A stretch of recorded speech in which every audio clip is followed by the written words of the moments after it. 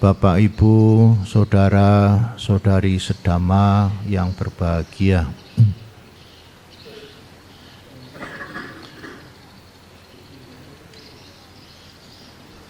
Pagi hari ini kita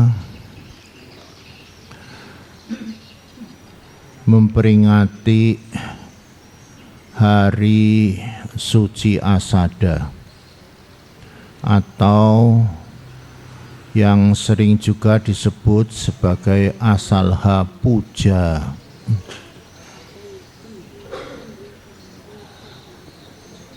Bapak, Ibu, saudara-saudari sekalian, pada umumnya sudah mengetahui bahwa Hari Asada itu hari pertama kali Guru Agung Buddha membabarkan atau mengajarkan ajaran beliau.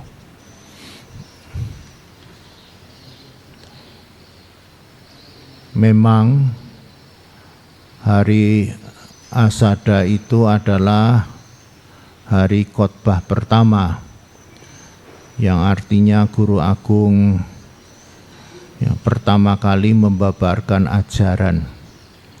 Tetapi sebenarnya selain Guru Agung membabarkan ajaran, pada saat Hari Asada itu kita memperingati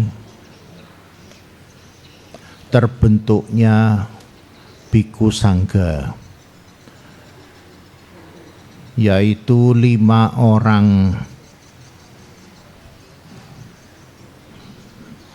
pertapa yang pertama kali mendengarkan khotbah dari Guru Agung kita. 5 orang pertapa itu sebelumnya adalah teman-teman seperjuangan dari Guru Agung sewaktu melakukan pertapaan di hutan. 5 orang pertapa itu adalah yang Arya Kondanya, yang Arya Asaji, yang Arya Mahanama, yang Arya Wapa, dan yang Arya Badia. 5 orang pertapa yang mendengarkan ajaran Guru Agung itulah yang kemudian mereka menyatakan diri menjadi bhikkhu, dan pada saat itulah terbentuklah Bhikkhu Sangha, perkumpulan para bhikkhu. Sehingga pada saat hari Asada itu lengkap, ada Sang Buddha, ada Dhamma, ajaran yang dibabarkan, dan ada Sangha. Itulah 3 permata, Tiratana atau Triratna. Dengan lengkapnya 3 permata atau Tiratana itulah, maka bisa dikatakan bahwa lengkaplah agama Buddha, lengkaplah apa yang diajarkan oleh Buddha itu. Sehingga Hari Asada ini sebenarnya memperingati adanya agama Buddha, munculnya agama Buddha di dunia ini. Sehingga juga bisa dikatakan bahwa Hari Asada ini adalah hari lahirnya agama Buddha. Setelah sebelumnya, waktu-waktu sebelumnya belum ada yang namanya agama Buddha, maka Hari Asada itulah yang menandakan kemunculan ya adanya agama Buddha di dunia ini. Kalau kita hitung ya sejak lahirnya agama Buddha sampai dengan tahun sekarang ini ada 2614 tahun. Itulah sebenarnya umurnya agama Buddha. Ya. 2614. Ya, jadi dihitung sejak Sang Buddha pertama kali membabarkan ajaran, beliau berusia 35 tahun.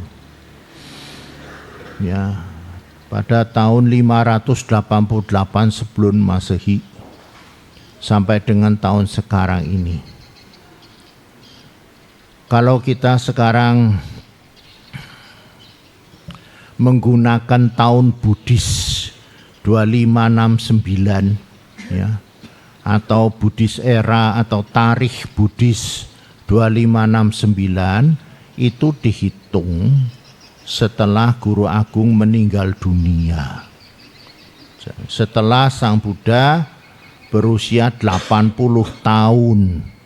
Nah, jadi setelah meninggal dunia dihitung sampai sekarang itu 2569.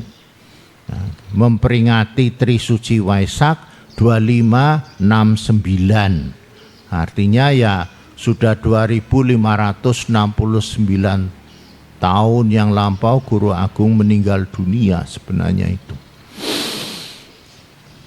Ya.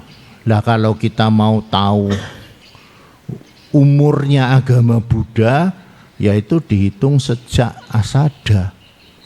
Karena agama Buddha ini ada lahirnya itu ya pada saat hari suci Asada. Jadi sebenarnya kita memperingati hari Asada itu sebenarnya memperingati hari ulang tahunnya agama Buddha. Ulang tahun agama Buddha. Seringkali orang cuma nganggapnya ya khotbah pertama. Apalagi hari Asada bukan hari libur. Hari Waisak kan hari libur. Wah, dibesarkan. Padahal kalau hari Waisak itu kita hanya menghormat pribadi, personnya Guru Agung. Yaitu lahirnya, pencapaian penerangan sempurna dan parinibbana beliau. Tetapi kalau kita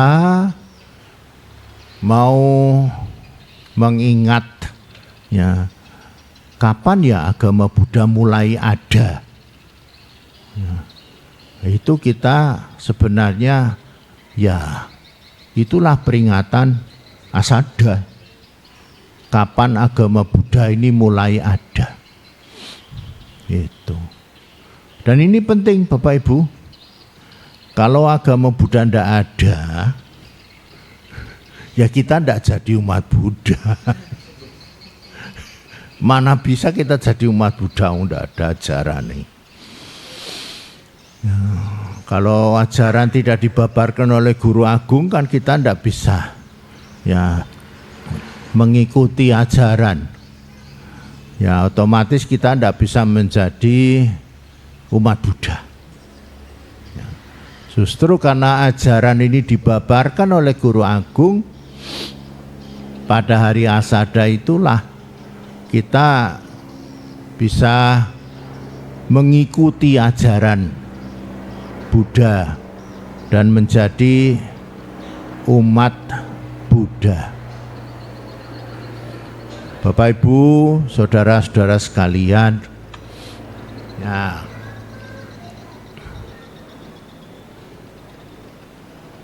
apa yang merupakan ajaran pertama atau khotbah pertama dari Guru Agung? Kalau Bapak Ibu mau tahu secara jelas harus membuka buku itu, Parita Suci. Di situ di buku Parita Suci ada ya yang namanya Dhammacakka Pawatana Sutta. Itu bagian belakang, itu ada Dhammacakka Pawatana Sutta.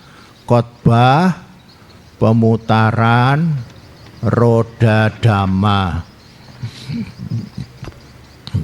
Khotbah pemutaran roda dhamma. Itulah sebenarnya khotbah pertama dari Guru Agung Buddha Gautama. Ya, yang disampaikan pada saat hari Asada. Ya. Di hadapan 5 orang pertapa. Pada hari purnama, terang bulan, di bulan Asada. Asada itu nama bulan. Kalau dalam kalender kita itu jatuh bulan Juli. Ya, kemarin tanggal 10 Juli itu tepat hari purnama. Sidi terang bulan, bulan sempurna. Itulah kita memperingati Asada. Nah, Bapak Ibu, saudara sekalian, tapi saya kalau disuruh menjelaskan itu Dhammacakka yang ditulis di buku itu, yo, nanti tidak rampung. Saya sampai sore nanti ngomongnya. Ya, saya akan meringkas penjelasannya. Kalau Bapak Ibu mau kepengen tahu lebih jelas, ya baca sendiri. Ya, baca sendiri, wong yo itu ada ditulis di situ, bahasa Palinya ada, terjemahan bahasa Indonesianya juga ada, ya silahkan dibaca sendiri. Nah, Bapak Ibu, saudara sekalian,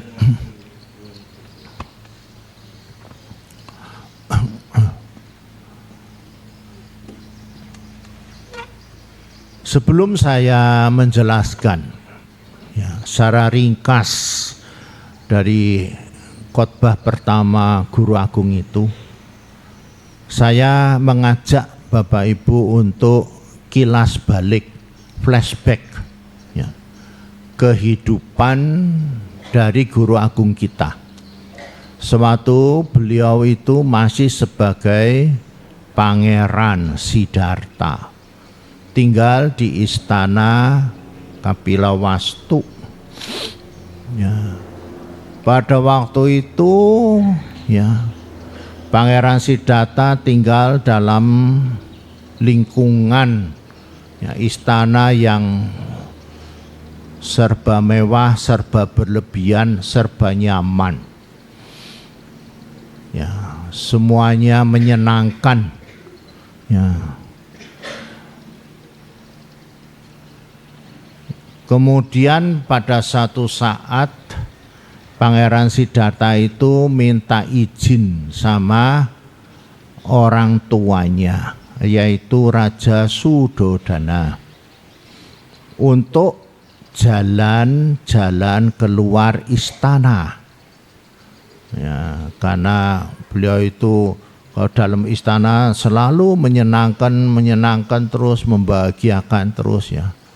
Sehingga beliau kepingin jalan-jalan keluar istana untuk melihat apa yang ada di luar istana. Nah, beliau Pangeran Siddhartha ditemani oleh asistennya, yaitu Channa, ya, yang juga kusirnya, ya, kusir dari keretanya. Beliau itu naik kereta keluar istana.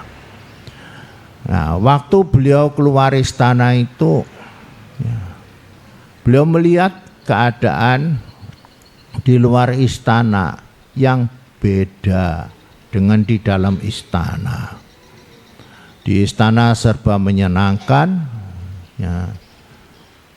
Begitu lihat di luar istana, lah, kok seperti itu, beda banget.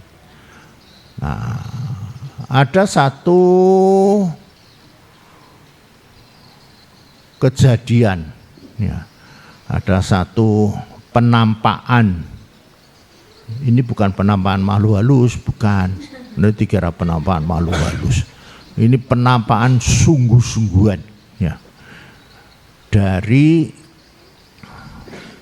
orang tua, orang tua renta yang jalannya itu sulit, sudah tertatih-tatih, malah mau jatuh. Ya. Bapak Ibu kalau melihat orang tua itu kadang-kadang jalannya pakai teken, alon-alon, tekluk, tekluk, tekluk, tekluk. Kalau salah injek jatuh dia. Ya. Jalannya sempoyongan badannya. Lawang memang yo matanya juga sudah tidak jelas. Ngangkat badannya saja sudah sulit. Lalu Pangeran Siddhartha itu melihat ya, penampakan orang tua renta itu yang terhuyung-huyung. Beliau menjadi kaget. Loh, kok ada seperti itu?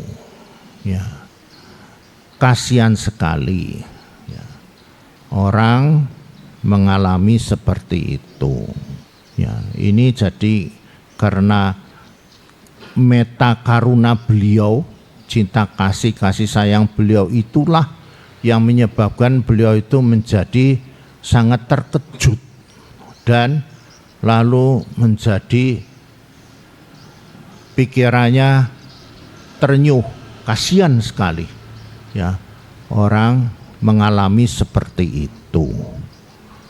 Dan pangeran kemudian bertanya kepada Cana, apa ya saya bisa begitu juga? Oh bisa, kata si Cana, bisa, semua orang bisa mengalami seperti itu. Ayah dari pangeran, ibu pangeran, semua orang bisa mengalami seperti itu. Wah, pangeran lalu pikirannya jadi, aduh, kok semua orang bisa begitu? Semua kok bisa mengalami ya kesulitan hidup seperti itu, kesusahan hidup yang begitu. Nah, pangeran menjadi kacau pikirannya, menjadi ya kepikiran yang berat sekali, sehingga beliau itu menyuruh pulang. Akhirnya beliau pulang ke istana. Nah, kemudian beliau keluar lagi. Ya, karena memang pemandangan di luar itu sangat menarik buat beliau, karena beda dengan di dalam istana. Beliau kepingin keluar lagi untuk lihat apa yang ada di luar. Dan yang kedua kali ini beliau melihat penampakan orang sakit. Zaman itu di India banyak sakit kusta. Sekarang pun juga masih banyak sakit kusta. Ya, kulitnya itu bolong-bolong, korengan, pecah-pecah, keluar darah. Sakit kusta menular. Nah, orangnya sakit ngerang-ngerang, kesakitan. Aduh, kesakitan di pinggir jalan. Pangeran kemudian kaget lihat, ada orang yang seperti itu ya. Lagi-lagi karena beliau mempunyai meta karuna, cinta kasih dan kasih sayang yang besar sekali. Sampai-sampai beliau itu menjadi berhenti. Kemudian beliau bertanya kepada Cana, apakah saya juga bisa seperti itu? Cana menjawab, oh bisa. Semua orang bisa seperti begitu. Kena sakit, menderita sakit. Nah, Pangeran Siddhartha jadi kepikiran lagi, kalau begitu kasihan sekali ya. Ayah saya, ibu saya, ya istri saya, ya saudara, dan semua orang-orang ini yang ada di sekitar saya bisa begitu juga, bisa sakit seperti itu. Wah, kasihan sekali orang hidup ini. beliau pulang istana. Lalu yang ketiga kali beliau keluar istana. Dan yang ketiga kali ini beliau melihat penampakan orang meninggal dunia di pinggir jalan, sedang diusung oleh keluarganya. Keluarganya menangis gerung-gerung, ditinggal orang yang dicintai itu. Pangeran Siddhartha mandek lagi ngeliat itu, karena beliau punya cinta kasih dan kasih sayang yang besar. Melihat orang pada nangis, jadi ikut sedih beliau itu. Lalu Pangeran Siddhartha bertanya kepada Cana, apa itu? Itu orang yang meninggal dunia. Apakah semua orang bisa seperti itu? Iya bisa, saya pun bisa seperti itu. Pangeran bisa seperti itu. Akhirnya Pangeran Siddhartha berpikir, lah kalau begitu orang tua saya juga bisa meninggal dunia, istri saya ya saudara juga bisa meninggal dunia. Ya. Akhirnya Pangeran Siddhartha pulang ke rumah, ke istana, dan berpikir terus. 3 peristiwa, yaitu usia tua, sakit, dan meninggal dunia itu, ya beliau pikirin terus. Ya, kenapa kok sampai kita mengalami seperti itu? Apa ya kita tidak bisa bebas dari itu? Apa ya kita tidak bisa terlepas daripada usia tua, sakit, dan meninggal dunia? Bagaimana kita itu bisa ya membebaskan diri dari itu? Bagaimana kita itu bebas dari yang namanya kesusahan hidup, yang namanya kesulitan hidup? Jadi usia tua, sakit, mati itu penampakan dari apa? Penampakan dari penderitaan hidup. Sebenarnya Bapak Ibu, penderitaan hidup itu bukan cuman usia tua, sakit, dan mati. Karena penderitaan hidup itu banyak macamnya. Cuma yang dilihat oleh Pangeran Siddhartha itu hanya 3 macam itu: usia tua, sakit, dan meninggal dunia. Sepertinya memang yang dilihat oleh Pangeran Siddhartha itu adalah penderitaan yang tidak bisa dihindari. Sepertinya penderitaan yang berat sekali buat kehidupan ini. Kalau penderitaan lain-lainnya, ya itu kadang-kadang bervariasi bermacam-macam.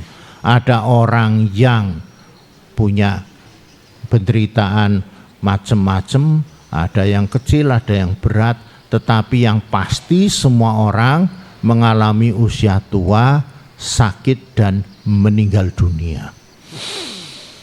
Nah, Bapak Ibu, pikiran Pangeran Siddhartha yang memikirkan mengenai ya, penderitaan hidup itulah yang menyebabkan Pangeran Siddhartha lalu meninggalkan istana, meninggalkan istri dan anaknya.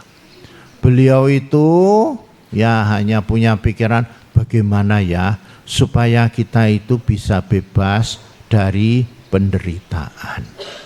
Ya. Kemudian beliau itu masuk ke hutan, mencari ya cara bebas daripada penderitaan. Kenapa masuk hutan? Karena di istana beliau tidak mendapatkan jawabannya. Di istana itu hidupnya serba menyenangkan, serba nyaman. Beliau tidak mendapatkan jawaban mengatasi penderitaan. Akhirnya beliau itu pergi masuk hutan, ya, meninggalkan istana. Maksudnya mencari tempat yang sunyi. Hutan itu tempat yang sunyi, tempat yang sepi. Bapak Ibu kalau healing kan senengnya di hutan toh. Podo healing ya. Zaman saiki healing itu ngomongnya. Jadi waktu itu Pangeran Siddhartha juga pergi ke hutan untuk apa? Ya karena mencari kesunyian. Kesunyian untuk kembali kepada alam. Ya, kembali kepada alam. Ya, balik pada alam semesta ini. Masuk ke hutan. Hutan itu tempat yang menunjukkan alam semesta ini. Ya, hutan, gunung itu alam semesta toh. Yang sesungguhnya. Ya. Yang asri, masih asri. Kalau di kota ini kan sudah gawenan toh. Bangun gedung-gedung itu sudah digaweni kabeh. Anak arsitek kayak sing bangun kayak gini. Ya. Kalau wihara di hutan ndak begini. Di bawah pohon. Ya, di bawah pohon. Nah, itu masih alami. Tapi kalau sudah di kota begini kan sudah tidak alami lagi.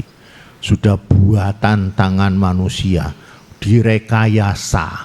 Ya, sudah direkayasa. Nah, kemudian Pangeran Siddhartha setelah di hutan itu, ya beliau ini akhirnya ya setelah kembali kepada alam ya semesta itu, ya, beliau mencapai kesempurnaan menjadi Buddha. Ya, duduk di bawah pohon Bodhi dan menemukan dhamma ajaran. Jadi beliau itu masuk ke hutan, pergi ke hutan ada tujuannya. Ada tujuannya. Bukan asal pergi ke hutan, bukan mau plesir di hutan, bukan mau jalan-jalan di hutan, bukan mau healing di hutan, bukan. Ya, beliau tujuannya itu adalah untuk bagaimana mengatasi penderitaan ini. Nah, sehingga kemudian beliau bermeditasi di bawah pohon Bodhi, ya, merenung, mendalami batin beliau, mengembangkan kualitas batin beliau itu semua juga untuk tujuan apa? Mencari solusi terhadap yang namanya penderitaan hidup. Akhirnya menemukan ya ajaran Dhamma yang akhirnya beliau babarkan pada khotbah pertama beliau, ya, Dhammacakkappavattana Sutta. Isinya apa Dhammacakkappavattana Sutta? Isinya juga mengenai penderitaan, karena memang beliau itu masuk ke hutan dan menjadi pertapa itu untuk mengatasi penderitaan, ya, mencari jawab terhadap penderitaan, sehingga beliau kemudian membabarkan ajaran juga ajaran mengenai adanya penderitaan. Itu nomor satu yang ada dalam Dhammacakkappavattana Sutta itu sebabnya penderitaan, kenapa penderitaan itu terjadi, apa yang menyebabkan, ya, apa yang membuat penderitaan itu terjadi. Yang ketiga, lenyapnya penderitaan, berakhirnya penderitaan, dan yang keempat, jalan untuk mengakhiri penderitaan, cara untuk mengakhiri penderitaan. Itu ya yang ada di dalam khotbah pertama Dhammacakkappavattana Sutta. Jadi Bapak Ibu, itu sebenarnya yang ada dalam khotbah pertama itu ya menjawab kegelisahan, menjawab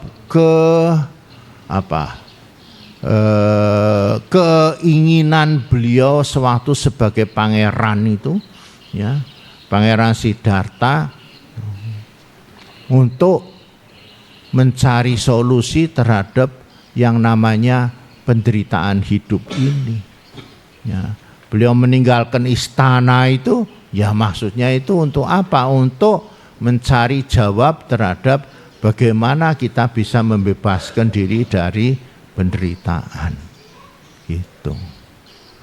Nah, Bapak Ibu Saudara sekalian, seringkali orang menganggap kalau begitu agama Buddha itu ajarannya mengenai penderitaan susah-susah loh. Lah, ya kalau dilihat begitu saja memang kita akan punya pendapat seperti itu.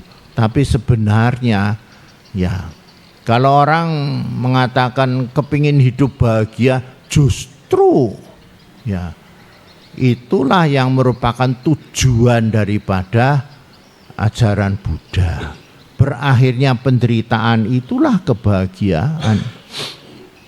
Jadi kalau kita bisa mengakhiri penderitaan, itu kita akan mendapatkan kebahagiaan. Nah itu yang nanti diajarkan oleh Sang Buddha, bagaimana kita bisa mengakhiri penderitaan supaya bisa mendapat kebahagiaan. Ya, jadi tujuan akhir daripada ajaran Buddha itu justru kebahagiaan, bahkan kebahagiaan yang paling tinggi. Nah, itu tujuan akhir dari ajaran Buddha. Tapi untuk mencapai tujuan itu, orang ya hendaknya menghadapi penderitaan itu dulu, menyelesaikan penderitaan, ya, mengakhiri penderitaan itu baru bisa mencapai kebahagiaan.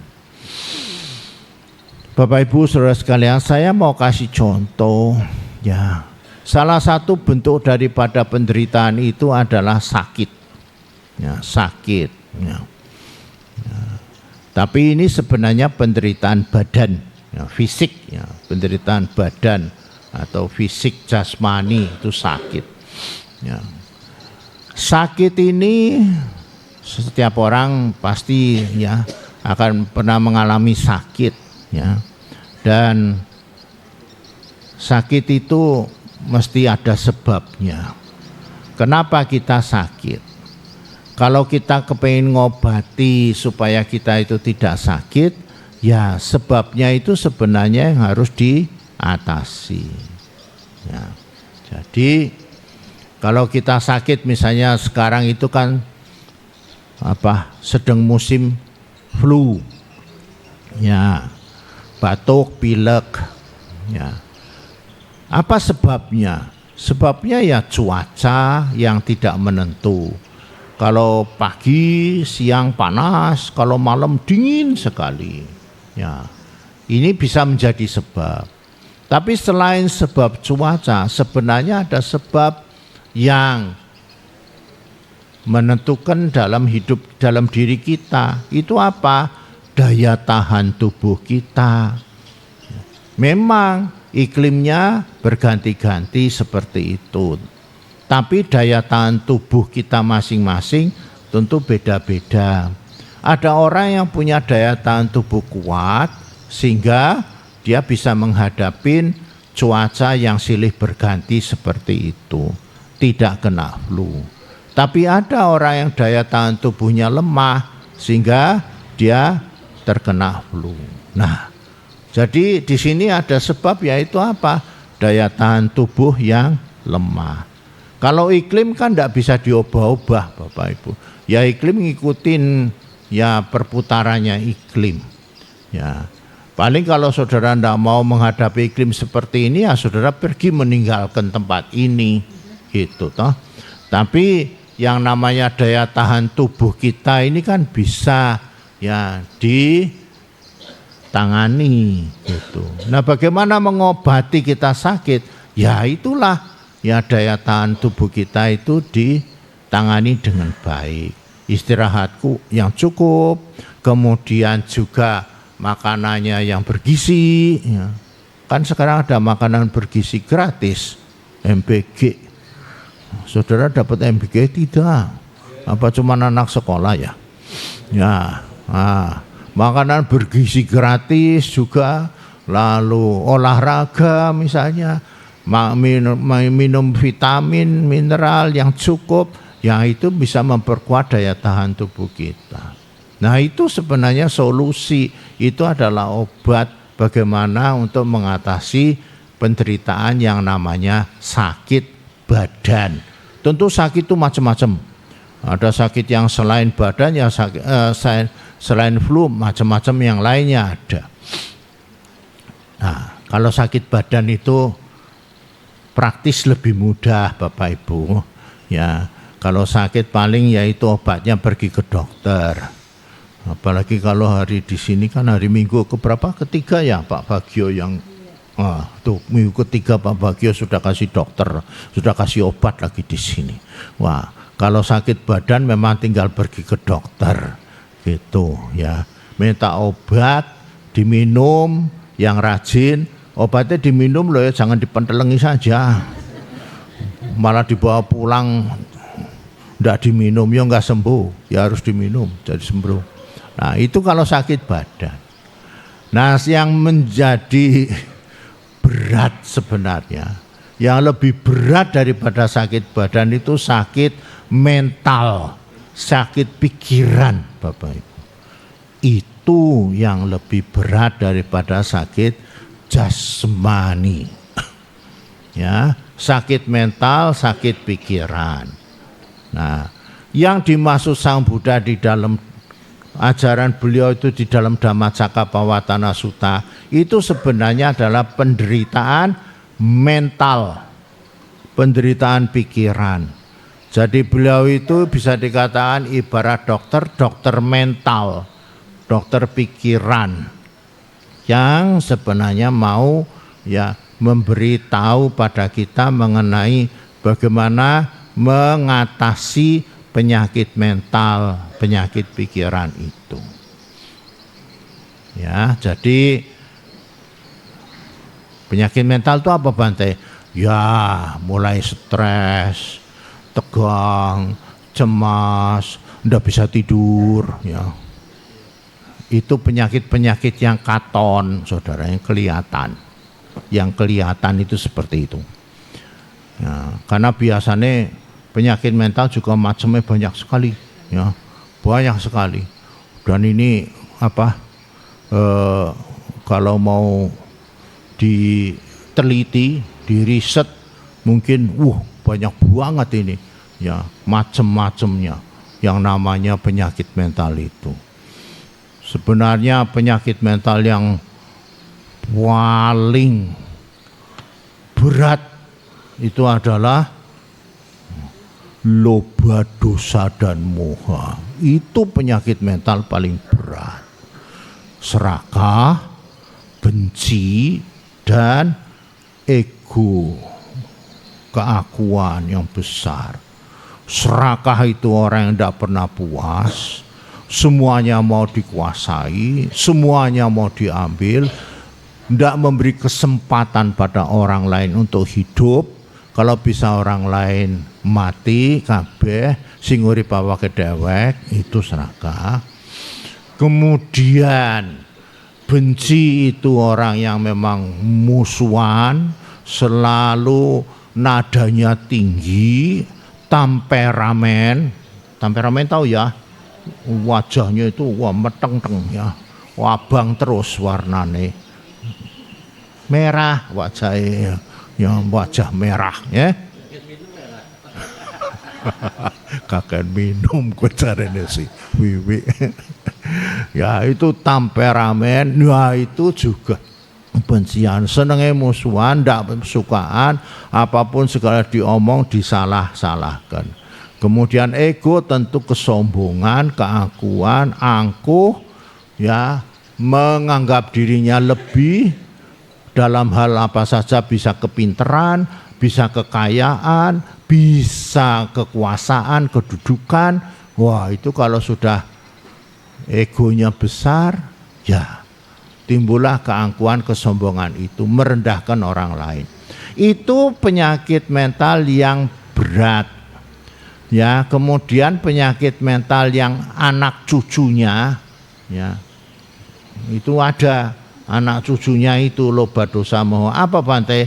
Curiga, negatif thinking, iri hati, ya, cemburuan. Ini anak cucu, ya, anak putu nih dari loba, dosa, moha.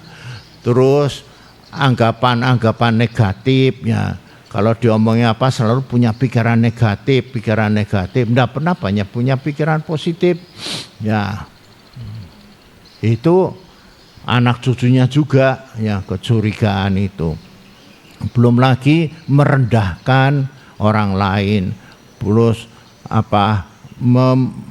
menganggap orang lain itu tidak bisa apa-apa dan lain sebagainya. Itu sebenarnya anak cucu daripada loba dosa moha. Itu semua penyakit mental Bapak Ibu, penyakit mental yang ada dalam hidup kita. Nah sekarang pertanyaannya, kita semua ini sebenarnya wis sehat durung ya mentale? Bisa ngomong durung. Kenapa pada bisa guyu kaya? Ya kok guyu kayak gue kah? Pada seneng guyu, pada cekikikan kayak gue, pada guyonan kayak gue. Ya dongeng gue ya bahagia ya, orang kena penyakit ya. Nah, Bapak Ibu, memang ya yang namanya penyakit mental itu kalau kecil-kecilan itu sih tidak terasa ya. Kecil ya. Dan kadang-kadang memang orang itu sering tidak mau merasakan ya. Malah kadang-kadang seneng ya, seneng meskipun kena penyakit itu seneng. Cemburunan itu masih seneng ya, seneng ya. Selingkuhan wopol senenge. Dinikmati yang harus selingkuhan gue. Dinikmati selingkuhan itu, nggodani sana, nggodani sini, malah kesenengan banget itu. Nah, itu dinikmati itu biasanya. Jadi kadang-kadang yang penyakit mental itu memang tidak bisa kelihatan dan tidak tampak karena memang kitanya suka, kitanya seneng. Ya, jelek-jelekan orang itu seneng juga. Ngompori orang seneng juga. Apa itu? Ngipasi itu seneng juga. Wongnya bisa dikipasi, bisa kobongan. Lah kue keproki pisan ya kue. Seneng. Padahal kalau dipikir-pikir, lah itu penyakit-penyakit mental seperti itu seringkali memang tidak tampak dan itu malah menyenangkan buat sebagian kita, ndak semua loh ya. Nggak dikira kabeh, ora sebagian saja. Ada yang memang senang seperti begitu, menikmati begitu. Itu yang sebabnya kita itu jadi tidak tahu persis penyakit mental kita. Nah, nanti baru kalau sudah kena penyakit mental yang lumayan gede, yang lumayan berat, lah baru mulai pusing dia. Ya, mulai dia mencari, wah kok saya tidak bisa tidur ya Bante ya. Biasanya mulai tidak bisa tidur. Terus sakit mah Bante, angkat dipangani panganan, enak, muntah, terus apa maning, orang bisa mangan. Itu kena kepada fisik kita. Kita menjadi sakit fisik kita. Ya, tidak bisa konsentrasi Bante. Kalau ngadapi kerjaan kita tidak bisa konsentrasi. Kadang saya dibilang begitu, saya mikir, apa ya sebabnya tidak bisa konsentrasi? Nah, saya pikir, karena bisa saja sebabnya itu hal-hal yang lain-lainnya. Ya, mungkin karena dia itu terlalu serakah, terlalu benci, bisa menyebabkan dia itu malah tidak bisa konsentrasi. Ya, sulit untuk berkonsentrasi. Nah itu karena sebabnya itu jadi banyak macamnya. Maka itu Bapak Ibu, penyakit mental ini variasinya banyak sekali. Lah itu semua ditemukan Sang Buddha. Ya semua ditemukan oleh Sang Buddha. Kalau Bapak Ibu belajar, lah ini. Ya di sini sih Abhidhamma. Nah itu nanti saudara bisa tahu ya ajaran mentalnya agama Buddha. Itu Abhidhamma sebenarnya. Ya, Abhidhamma itu akan mengulas ya psikologinya agama Buddha itu. Ya, akan mengulas yang namanya pelajaran-pelajaran mentalnya yang ada dalam ajaran Sang Buddha. Kalau di dalam sutta itu memang ajarannya masih berupa khotbah-khotbah begitu saja ya. Tapi nanti kalau sudah di Abhidhamma itu lebih diperinci sekali, lebih ditunjukkan bagaimana yang namanya ya penyakit-penyakit mental itu macam-macam. Itu ada di dalam pelajaran yang di kitab sucinya agama Buddha yang namanya Abhidhamma. Itu dhamma yang tinggi, artinya dhamma yang menjelaskan tentang mental kita. Dan itu diajarkan oleh Sang Buddha. Dan itu sangat penting Abhidhamma kalau kita untuk latihan meditasi sebenarnya.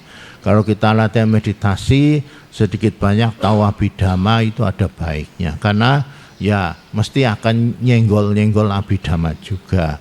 Menjelaskan tentang kondisi mental itu ada di dalam Abhidhamma.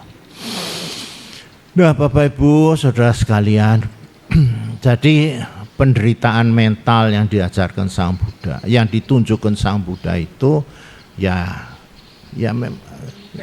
jadi seperti orang tua sakit mati itu tadi ya, itu kan sebenarnya memang penderitaan, tapi itu yang mentalnya yang menderita kan.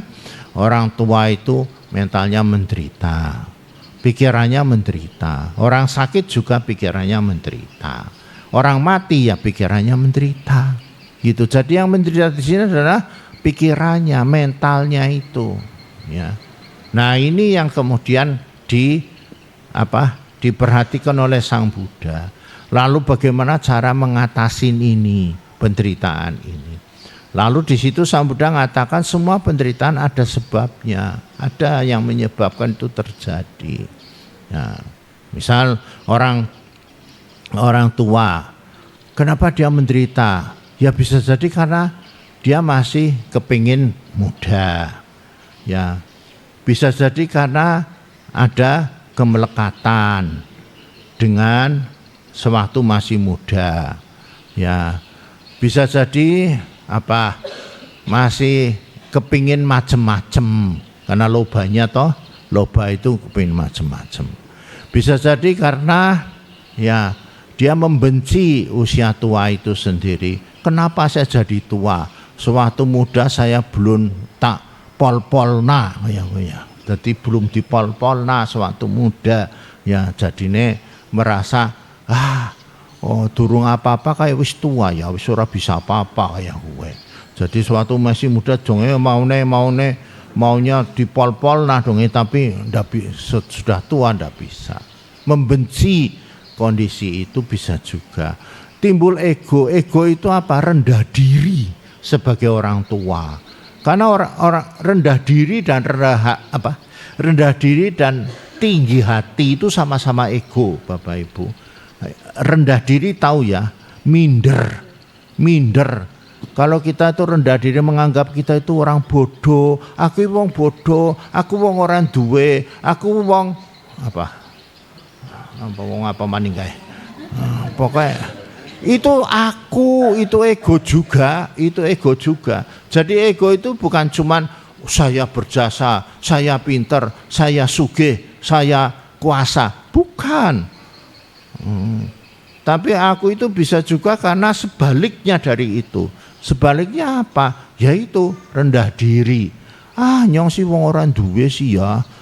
Nyong ora pinter, nyong bodoh. Sekolah bae sekolahan rakyat. Saiki sekolah rakyat tuh ya. Zaman saiki langka rakyat. Oh gitu ya. Ya wes. Belum lagi nyong sih ora dadi apa-apa. Pada bae nyong kue aku nyong. Jadi kalau Bapak Ibu nanti kalau kebanyakan ngomong nyong sama saya, nanti tambah nyong. Nanti sama Bante Pia juga band Bante Pia ngomong kayak maning nyong. Itu aku, itu ego. Jangan suka nyang. Ganyong bae enak. Balik yang saya dengarkan orang nyang itu saya sampai kupingnya kayak orang ngerti ya, sing aran nyong bae nyong ya aku pada bae. Iya nyong. Lah orang tua itu kadang-kadang minder, merasa wah saya sudah tua ndak bisa. Itu menimbulkan penderitaan. Itu penyakit mental. Itu penyakit mental, itu jadi penting. Jadi karena loba dosa moha itu saja bisa menimbulkan penyakit mental. Ya, nah Bapak Ibu saudara sekalian, jadi ada sebabnya. Nah itu sebabnya itu ya perlu dihilangkan supaya kita tidak menderita. Kalau sebabnya bisa hilang, ya tidak menderita. Jadi tadi itu kepinginan yang macam-macam itu dihilangkan. Ya ini yang gampangnya ngomong ya supaya sekot baik cepet ke jam 10 ngunyong orang mandek-mandek. Terus iya soalnya ini lama kalau saya bicara ini sebenarnya. Kemudian itu membenci kehidupan yang sekarang, kok enggak seperti dulu ya. Ini bagaimana supaya dihilangkan. Terus yang satunya lagi minder, rendah diri, itu bagaimana? Lah menghilangkannya Bapak Ibu ini semua. Nah ini obat yang mujarabnya yang ada di dalam agama Buddha, yang menurut Sang Buddha itu sudah meracik obat. Terdiri dari komponennya itu 3 komponen obatnya. Apa kue? Coba tak takoni. Komponen obatnya itu terdiri dari 3 macam, yaitu sila, samadhi, panya. Itu komponen obatnya yang diberikan Sang Buddha supaya kita itu bisa bebas dari penyakit mental itu. Bebas dari minder, bebas dari tidak suka kehidupannya, bebas dari keinginan yang macam-macam. Itu bisa bebas kalau kita minum obat yang komponennya, ya racikannya kue telu, ya sila, samadhi, panya. Itu sila itu gunanya apa? Nah, ini harus saya jelaskan ini karena loh kue sih apa? Manfaatnya karena kalau biasanya kalau pergi ke dokter buat apa dok itu dok, nah saya harus jelaskan ini. Buat apa sila ini, buat apa samadhi ini, buat apa panya ini, nah harus ada penjelasannya. Kalau nanti saudara Bapak Ibu tidak mau minum, kata buat apa minum, orang manfaatnya susah itu. Sebenarnya sila itu ada manfaatnya. Manfaatnya apa? Membuat kita itu bisa, paling penting ini apa? Melepaskan beban, melepaskan pikiran yang macam-macam. Itu sebenarnya sila. Contoh, kalau kita suka melakukan perbuatan baik, sila itu sebenarnya berbuat kebajikan. Berbuat kebajikan itu sama dengan melepas sebenarnya. Melepaskan apa yang kita punyain. Kita punya apa? Ya kita lepaskan, ikatannya itu dilepaskan. Itu melepas. Melepas ini penting supaya yaitu jangan punya pikiran macam-macam, serakah ini dihilangkan. Kalau enggak nanti kita serakah banget. Serakah itu susah kalau enggak dihadapi dengan melepas. Ingat itu serakah itu bisanya hilang kalau kita itu ya mau melepas, ngeculkan, melepas. Ya kalau kita mau melepas itu keserakahan berkurang. Tapi kalau tidak mau melepas, jangan harap keserakahan berkurang. Keserakahan itu menjadi besar sekali, ya keserakahan ini. Maka itu ya berlatih melepas, ya itu. Nah, selain itu perbuatan baik itu bisa mengembangkan cinta kasih sayang dalam diri kita, meta karuna. Nanti urutannya meta karuna, mudita, kara upeka. Itu ada di dalam pelaksanaan sila sebenarnya. Kalau sila kita baik, kita akan punya cinta kasih sayang yang besar pada orang lain, pada diri sendiri juga. Ya, pada diri sendiri juga. Jadi kita itu juga bukan cuma kasihan sama orang lain, kasihan sama dirinya sendiri juga. Artinya kita bisa ya wis lah, ndak usah membenci ya hidupnya yang sekarang ini. Saya sekarang bisanya begini, saya sekarang sudah ndak bisa apa-apa lagi. Ya ndak usah, ndak seneng lah, terima saja itu. Itu kalau kita bisa mempunyai cinta kasih sayang, menerima kenyataan kita, yaitu menerima kondisi kita yang sekarang ini. Ya, kadang-kadang yang namanya meta karuna itu juga membuat kita itu bisa bahagia, Bapak Ibu. Bahagia di dalam diri, artinya kita itu merasa senang dalam diri kita sendiri. Kalau kita membantu orang ya, lalu kalau yang dibantu itu ketawa, kita bisa ikut ketawa di dalam hati kita. Sama seperti kalau Bapak Ibu mengajarkan ajaran, orang bisa menerima, ikut seneng sebenarnya. Itu namanya meta karuna. Bisa merasakan sama-sama senang, sama-sama bahagia. Nah, ini bisa menghibur diri kita. Bisa menghibur. Cari hiburan yang gratis ya. Dan tidak bahaya. Kalau Bapak Ibu cari hiburan yang sembarangan, itu kudu bayar, tur bahaya. Bahayanya apa Bante? Bahayanya kecokot, apa kecokot kue? Tahu kecokot? Sedot, keikat, tertarik ke sana. Kecanduan. Kalau Bapak Ibu itu tidak hati-hati bisa kecanduan, ya. Apa saudara hiburan apa saja? Apa ya? Pasar malam misalnya ya hiburan. Hati-hati kalau saudara ndak bahagia sih bahagia, jalan-jalan seneng, tapi bisa kecanduan loh.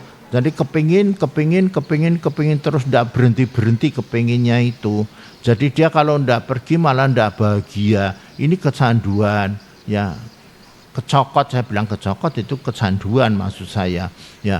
Itu hiburan yang membuat kita kecanduan. Banyak sekali hiburan yang membuat kita kecanduan sebenarnya. Kita lebih baik menghibur diri yang tidak ada kecanduannya, yaitu mengembangkan cinta kasih dan kasih sayang itu. Melihat orang lain bahagia kita ikut senang. Melihat orang lain itu ketawa kita ikut tertawa. Sebenarnya itu adalah kebahagiaan. Melihat orang lain yang maju kita ikut maju, merasa senang. Melihat orang lain yang sukses kita ikut merasa, itu kebahagiaan yang bisa kita kembangkan, yang tidak menimbulkan bahaya. Itu sila. Sebenarnya sila ini banyak yang lain-lain, tapi saya ambil dua itu aja dulu. Waktu jam 10. Samadhi. Nah, samadhi manfaatnya apa Bante? Samadhi itu sebenarnya manfaatnya ya, juga membuat kita itu menjadi ya, kalau saudara suka ini saya harus jelaskan dulu. Samadhi itu ya begini. Samadhi ini urusannya dengan pikiran. Ya, urusannya dengan pikiran, mental kita. Sesungguhnya mental kita itu adalah hal yang alaminya mental kita itu tenang sebenarnya. Jadi nanti saya ngomongnya dari sononya ya, sono dari mana terserahlah, pokoknya dari sononya itu mental kita tuh sebenarnya tenang, Bapak Ibu. Ya. Loh kok sekarang ndak tenang, digawe dhewe dadi ndak tenang janjane. Nah, pikiran kita sendiri yang membuat kita itu menjadi tidak tenang. Sebenarnya ya alaminya yang awalnya itu yang namanya mental kita itu sebenarnya ya tenang, ya tidak sampai macam-macam.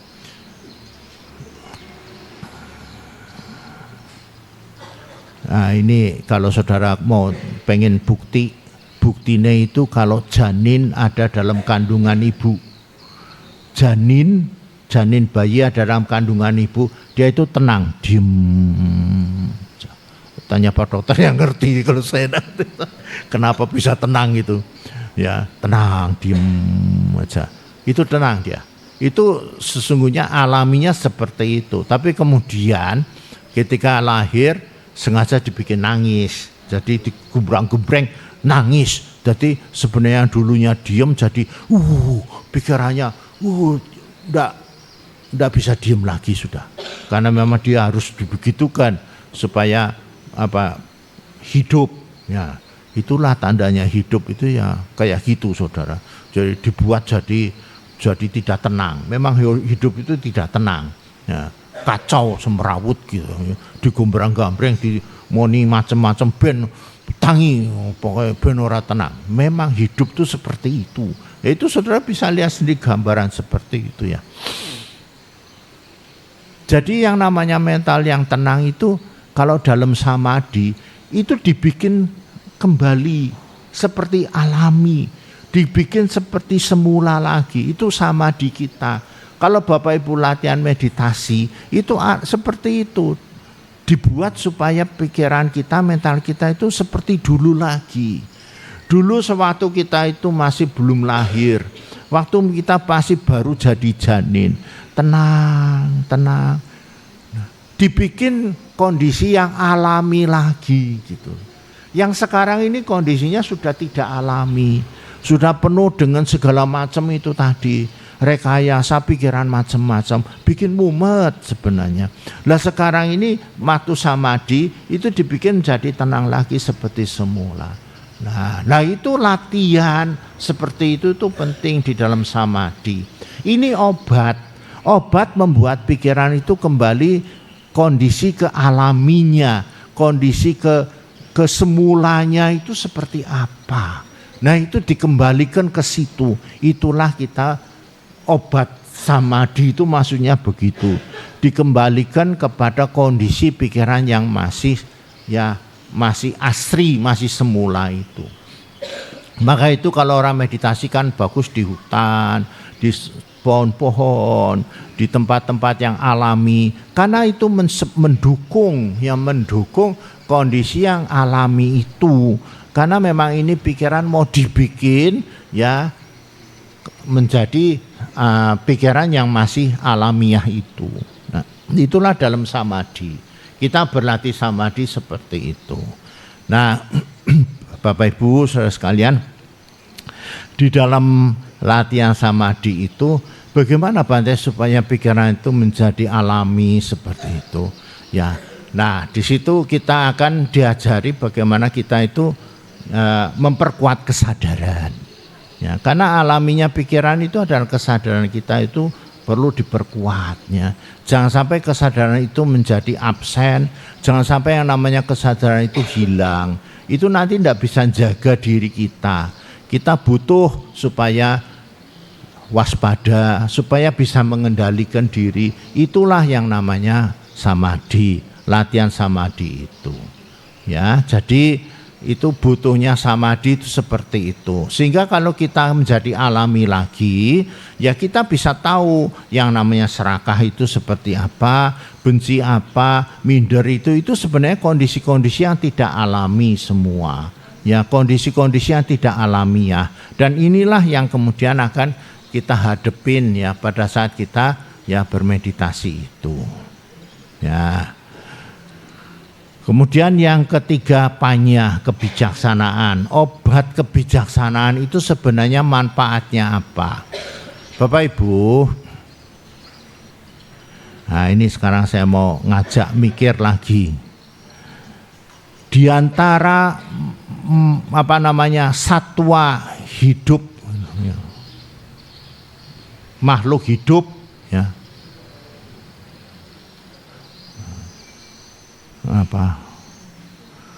di antara makhluk hidup ini ya, ada manusia, ada binatang, ada makhluk-makhluk yang lain, itu yang punya otak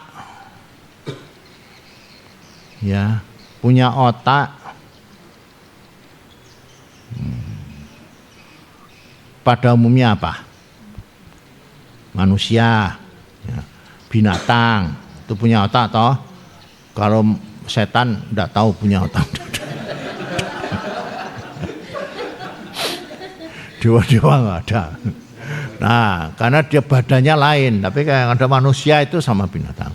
Di antara manusia dan binatang yang otaknya paling gede itu yang mana? Hah? Bukan. Oh, yang otaknya paling gede gajah. Ya, Bibi pinter kayak. Gajah itu otaknya gede banget. Ndasnya gede soalnya. Gajah itu kan kepalanya gede, lebih gede dari kepala manusia. Otaknya gede loh gajah. Ya. Tapi otak gajah itu bisanya apa? Ya. Otak gajah itu paling bisanya cari makan, terus mempertahankan diri, mencari keselamatan, mencari amannya buat dia, terus lalu berkembang biak. Ya hanya seperti begitu saja. Meskipun otaknya gede, tapi bisanya cuma seperti itu. Lah beda dengan manusia. Manusia memang otaknya lebih kecil daripada gajah, tapi lebih besar daripada otak udang, ya kan ya.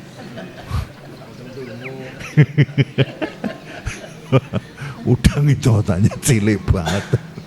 Tapi manusia itu lebih besar daripada otak udang.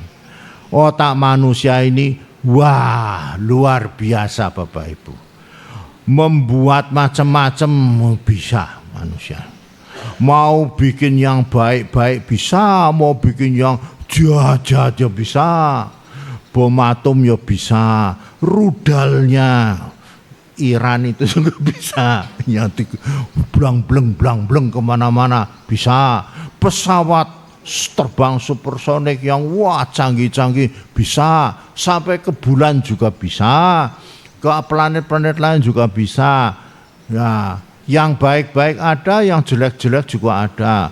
Internet, komputer, chip sekarang. Wah, itu canggih-canggih sekali. Ya, itu kehebatan manusia. Jadi manusia itu ya mau jadi jahat ya jahat bisa, mau jahat banget bisa, mau jadi baik juga bisa, baik banget ya bisa gitu.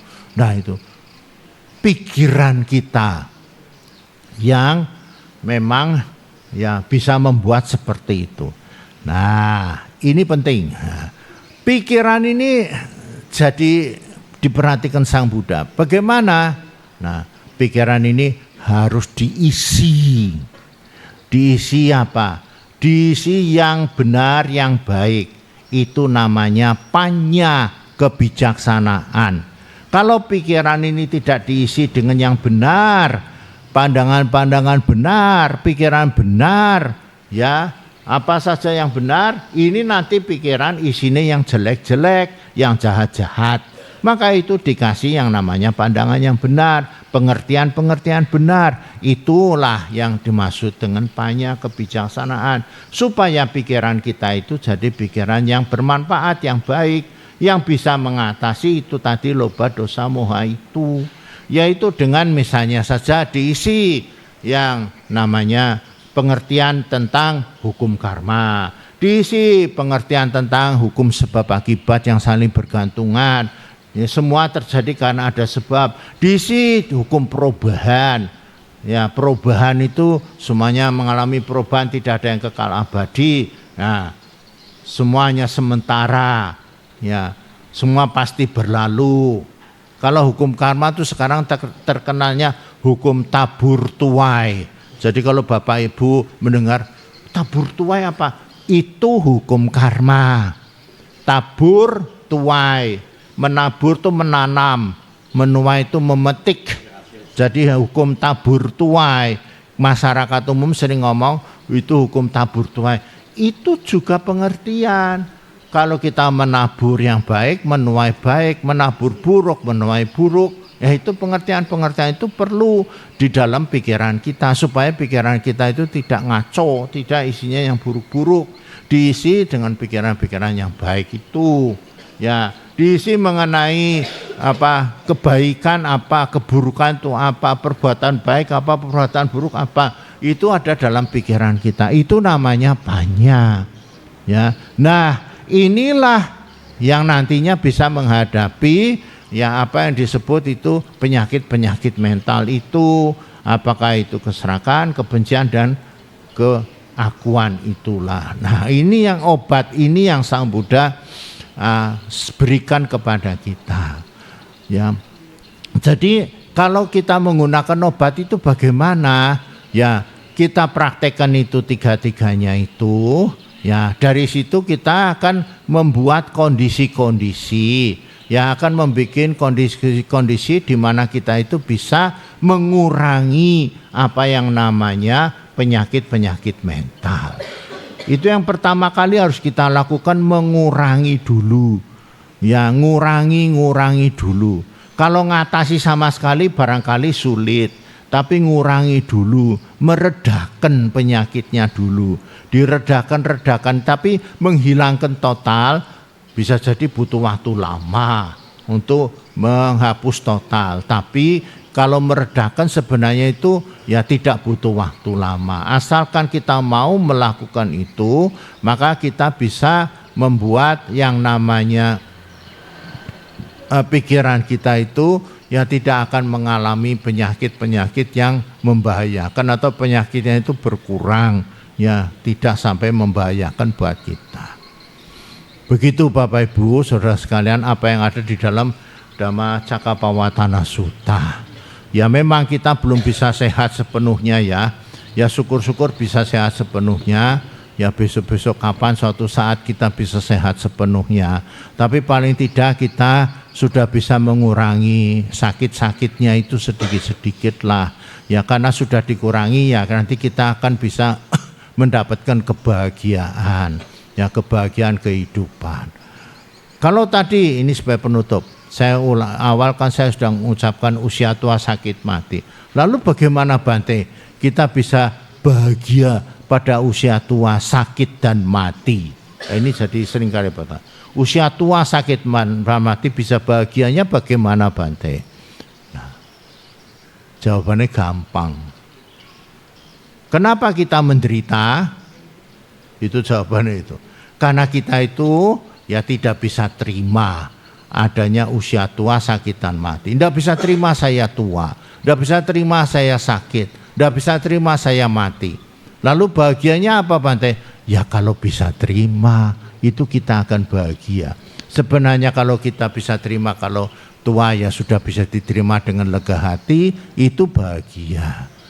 Ya sekarang sudah tua mau gimana lagi? Ya sudah terimalah itu sebagaimana apa adanya. Sakit, sekarang sudah sakit, bagaimana lagi? Cari obat supaya bisa sembuh. Nah itulah yang perlu kita lakukan. Mati, ya memang saatnya mati. Lah bagaimana lagi? Apa ndak mau mati? Meskipun sekarang ndak mau mati, besok pun juga bakal mati. Wong yo mati itu kudu. Tidak bisa ditolak, tidak ada orang yang bisa menolak meninggal dunia, pasti akan mengalami kematian. Kalau tidak sekarang ya besok kapan. Nah jadi sebenarnya itu kembali pada penerimaan, ya penerimaannya itu. Lah bagaimana Bante bisa menerima? Lah itu tadi obatnya diminum, sila samadhipanyanya diminum, ya. Suka berbuat kebaikan supaya bisa menerima kenyataan, suka berbuat hal-hal yang baik, nanti kita bisa menerima kenyataan. Apa meditasinya itu diangkat supaya bisa menerima kenyataan dari pikiran, kebijaksanaannya kita angkat juga, ya kita pakai supaya kita bisa menerima kenyataan ini. Nah itu semua yang sebenarnya menyebabkan ya kita akan menjadi lega, bisa menerima apa adanya itu. Kenyataan ini ya sebagaimana apa adanya. Kalau tidak begitu ya kita tidak bisa lega, kita akan menderita terus. Ya karena apa? Ya karena itu tadi keinginan-keinginan loba, dosa, moha itu yang besar sekali, kita tidak bisa nanti bebas daripada itu. Ya menerima kenyataan dan kemudian ya kita bisa mensyukuri kehidupan. Syukurnya karo sapa ya? Ngora. Ora.